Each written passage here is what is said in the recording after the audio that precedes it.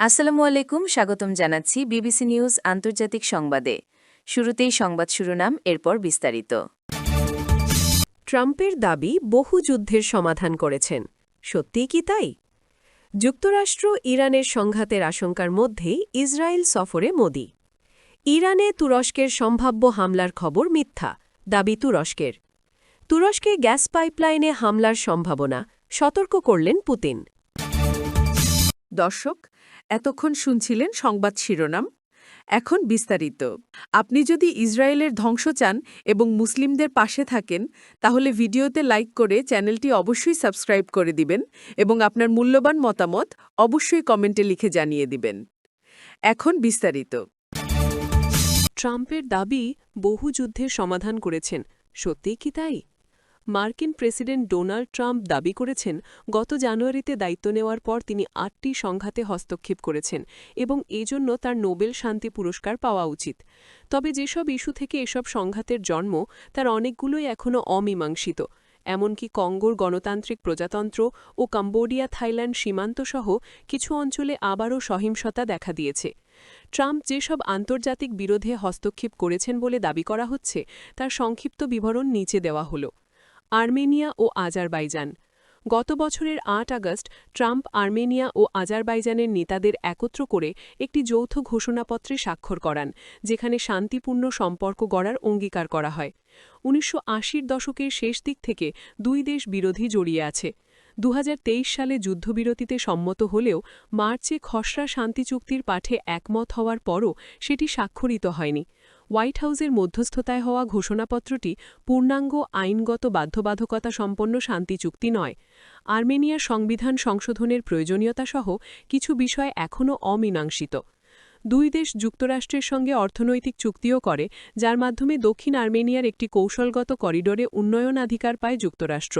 যুক্তরাষ্ট্র বলেছে এতে জ্বালানি রপ্তানি বাড়বে। কম্বোডিয়া ও থাইল্যান্ড। দীর্ঘদিনের উত্তেজনা জুলাই মাসে ৫ দিনের রক্তক্ষয়ী সংঘাতে রূপ নেয়।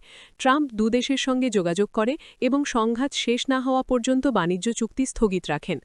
অক্টোবরে মালয়েশিয়ায় এক যুদ্ধবিরতি চুক্তি স্বাক্ষরিত হলেও তা কয়েক সপ্তাহের মধ্যে ভেঙে পড়ে। পরে ২৭ ডিসেম্বর নতুন করে যুদ্ধবিরতি হয়। তবু উত্তেজনা পুরোপুরি প্রশমিত হয়নি। ইসরায়েল, ইরান ও ফিলিস্তিনি ভূখণ্ড। গাজায় সংঘাত থামাতে ও পুনর্গঠনের লক্ষ্যে ট্রাম্প বোর্ড অফ পিস উদ্যোগের প্রথম বৈঠকে সভাপতিত্ব করেন। অক্টোবরে ইসরায়েল ও হামাস একটি ধাপে ধাপে যুদ্ধবিরতি ও জিম্মি বিনিময় চুক্তিতে সম্মত হয়। তবুও উভয় পক্ষ একে অপরকে চুক্তি লঙ্ঘনের অভিযোগ করছে এবং সহিংসতা পুরোপুরি থামেনি। ট্রাম্প তার প্রথম মেয়াদের আব্রাহাম অ্যাকর্ডস সম্প্রসারণের চেষ্টাও করছেন। ইরানের পারমাণবিক কর্মসূচি নিয়ে আলোচনার চেষ্টা চলছিল। ১৩ জুন ইসরায়েল ইরানের বিরুদ্ধে বিমান হামলায় শুরু করে এবং ২২ জুন ট্রাম্প ইরানের পারমাণবিক স্থাপনায় বোমা হামলায় যোগ দেন। পরে কাতারের মধ্যস্থতায় যুদ্ধবিরতি হয়। তবে সাম্প্রতিক সপ্তাহগুলোতে ইরানকে ঘিরে উত্তেজনা আবার বেড়েছে। রুয়ান্ডা ও কঙ্গোর গণতান্ত্রিক প্রজাতন্ত্র। রুয়ান্ডা সমর্থিত M23 বিদ্রোহী গোষ্ঠী পূর্ব কঙ্গোতে বড় অংশ দখল করে। ট্রাম্পের চাপে ২৭ জুন রুয়ান্ডা ও কঙ্গো একটি শান্তি চুক্তি স্বাক্ষর করে, কিন্তু তা বাস্তবায়িত হয়নি। কঙ্গো অভিযোগ করেছে রুয়ান্ডা প্রতিশ্রুতি ভঙ্গ করছে। জাতিসংঘ বিশেষজ্ঞরাও রুয়ান্ডার বিরুদ্ধে M23কে সমর্থনের অভিযোগ তুলেছেন, যদিও রুয়ান্ডা তা অস্বীকার করে। সংঘাতের শিকড় ১৯৯৪ সালের রুয়ান্ডা গণহত্যার সঙ্গে সম্পর্কিত। পাকিস্তান ও ভারত। মে মাসে ভারত নিয়ন্ত্রিত অঞ্চলে এক হামলার পর ভারত ও পাকিস্তানের মধ্যে উত্তেজনা চরমে ওঠে। ৪ দিনের সংঘাতের পর ১০ মে যুদ্ধবিরতি হয়। ট্রাম্প দাবি করেন বাণিজ্য বন্ধের হুমকি দিয়ে তিনি চুক্তি নিশ্চিত করেছেন, যদিও ভারত এ দাবি অস্বীকার করেছে। মূল সমস্যাগুলো এখনও অমীমাংসিত রয়েছে। মিশর ও Ethiopia. Grand Ethiopian renaissance dam নিয়ে দীর্ঘদিনের বিরোধ রয়েছে। মিশর মনে করে এটি তাদের নীলনদের পানির নিরাপত্তার জন্য হুমকি। ট্রাম্প বলেছেন তিনি বিষয়টি সমাধানের চেষ্টা করছেন, তবে স্পষ্ট অগ্রগতি দেখা যায়নি। সার্বিয়া ও কোসোভো। ট্রাম্প তার প্রথম মেয়াদে দুদেশের মধ্যে অর্থনৈতিক সম্পর্ক উন্নয়নের চুক্তি করান। তিনি দাবি করেছেন তিনি যুদ্ধ ঠেকিয়েছেন, তবে দুদেশের মধ্যে এখনও পূর্ণাঙ্গ শান্তি চুক্তি নেই। কোসোভোর স্বাধীনতাকে সার্বিয়া স্বীকৃতি দেয়নি। রাশিয়া ও ইউক্রেন। নির্বাচনী প্রচারে ট্রাম্প বলেছিলেন তিনি একদিনের মধ্যেই ইউক্রেন যুদ্ধ শেষ করতে পারবেন, তবে প্রায় 4 বছর ধরে চলা যুদ্ধে এখনও সমাধান আসেনি। তিনি রাশিয়ার বড় দুটি তেল কোম্পানির ওপর নিষেধাজ্ঞা আরোপ করেন এবং ইউক্রেনের প্রেসিডেন্ট ভলোদিমির জেলেন্সকির ওপর একটি চুক্তিতে সম্মত হওয়ার চাপ সৃষ্টি করেন, কিন্তু আলোচনায় উল্লেখযোগ্য অগ্রগতি নেই। দক্ষিণ কোরিয়া ও উত্তর কোরিয়া। ট্রাম্প উত্তর কোরিয়ার নেতা কিম জং উনের সঙ্গে আবার বৈঠকের আগ্রহ দেখিয়েছেন। প্রথম মেয়াদে 3টি শীর্ষ বৈঠক হয়েছিল, তবে পারমাণবিক নিরস্ত্রীকরণ নিয়ে অগ্রগতি হয়নি। উত্তর কোরিয়া এ সময় তাদের ক্ষেপণাস্ত্র ও পারমাণবিক কর্মসূচি আরও জোরদার করেছে। তাই বলা যায় ট্রাম্প বিভিন্ন সংঘাতে মধ্যস্থতার চেষ্টা করেছেন এবং কিছু ক্ষেত্রে যুদ্ধবিরতি বা আলোচনা শুরু হয়েছে, তবে অধিকাংশ ক্ষেত্রে স্থায়ী ও আইনগতভাবে বাধ্যতামূলক শান্তি চুক্তি এখনও হয়নি এবং অনেক অঞ্চলে সংঘাতের ঝুঁকি রয়ে গেছে। যুক্তরাষ্ট্র ও ইরানের সংঘাতের আশঙ্কার মধ্যেই ইসরায়েল সফরে মোদি। ভারতের প্রধানমন্ত্রী নরেন্দ্র মোদি বুধবার 25 ফেব্রুয়ারি 2 দিনের সফরে ইসরায়েলে পৌঁছেছেন। উভয় দেশই এই সফরকে দ্বিপাক্ষিক সম্পর্ক আরও গভীর করার সুযোগ হিসেবে দেখছে। একই সময়ে যুক্তরাষ্ট্র ও ইরানের মধ্যে সামরিক সংঘাতের আশঙ্কা নিয়ে আঞ্চলিক উদ্বেগ বাড়ছে। 2017 সালে মোদি ভারতের ইতিহাসে প্রথম প্রধানমন্ত্রী হিসেবে ইসরায়েল সফর করেছিলেন। সে সময় তিনি এবং ডানপন্থী প্রধানমন্ত্রী বেনিয়ামিন নেতানিয়াহু উত্তরাঞ্চলীয় বন্দরনগরী হাইফা এর সমুদ্র সৈকতে খালি পায়ে হাঁটেন। প্রায় 9 বছর পরও দুজনই যার যার দেশের ক্ষমতায় আছেন। নিজেদের বন্ধু হিসেবে বর্ণনা করা এই দুই নেতা কৃত্রিম বুদ্ধিমত্তা এআই এবং প্রতিরক্ষা সহযোগিতা নিয়ে আলোচনা করবেন বলে আশা করা হচ্ছে। এমন সময়ে এই আলোচনা হচ্ছে যখন ইসরায়েল তার সামরিক রপ্তানি বাড়াতে আগ্রহী। একজন ইসরায়েলি সরকারি কর্মকর্তা বলেন, এই সফর বহু ক্ষেত্রে নতুন অংশীদারিত্ব ও সহযোগিতার পথ প্রশস্ত করবে। পররাষ্ট্র মন্ত্রণালয়ের আরেক কর্মকর্তা জানান, দ্বিপাক্ষিক সম্পর্ক একটি গুরুত্বপূর্ণ উন্নয়নের দ্বারপ্রান্তে রয়েছে।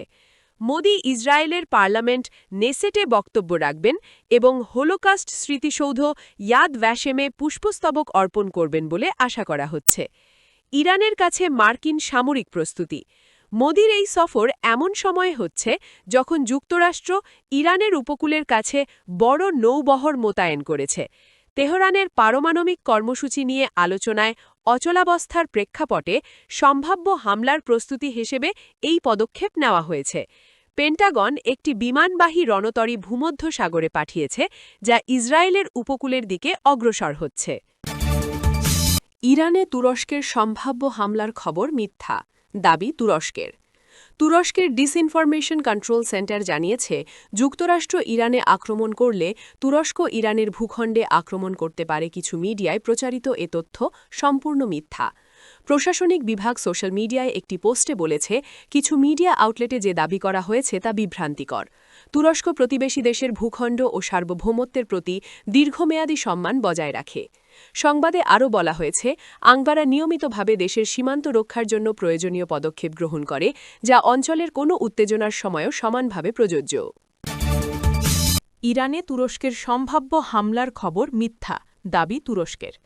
তুরস্কের ডিসইনফরমেশন কন্ট্রোল সেন্টার জানিয়েছে, যুক্তরাষ্ট্র ইরানে আক্রমণ করলে তুরস্ক ইরানের ভূখণ্ডে আক্রমণ করতে পারে। কিছু মিডিয়ায় প্রচারিত এ তথ্য সম্পূর্ণ মিথ্যা। প্রশাসনিক বিভাগ সোশ্যাল মিডিয়ায় একটি পোস্টে বলেছে, কিছু মিডিয়া আউটলেটে যে দাবি করা হয়েছে তা বিভ্রান্তিকর। তুরস্ক প্রতিবেশী দেশের ভূখণ্ড ও সার্বভৌমত্বের প্রতি দীর্ঘমেয়াদী সম্মান বজায় রাখে। সংবাদে আরও বলা হয়েছে, আঙ্কারা নিয়মিতভাবে দেশের সীমান্ত রক্ষার জন্য প্রয়োজনীয় পদক্ষেপ গ্রহণ করে, যা অঞ্চলের কোনো উত্তেজনার সময়ও সমানভাবে প্রযোজ্য। তুরস্কে গ্যাস পাইপলাইনে হামলার সম্ভাবনা, সতর্ক করলেন পুতিন। রাশিয়ার প্রেসিডেন্ট ভ্লাদিমির পুতিন বলেছেন, রাশিয়া এমন গোয়েন্দা তথ্য পেয়েছে যা ইঙ্গিত দেয় তুরস্কে যাওয়া টার্ক স্ট্রিম এবং ব্লু স্ট্রিম প্রাকৃতিক গ্যাস পাইপলাইনে স্যাবোটাজের চেষ্টা হতে পারে।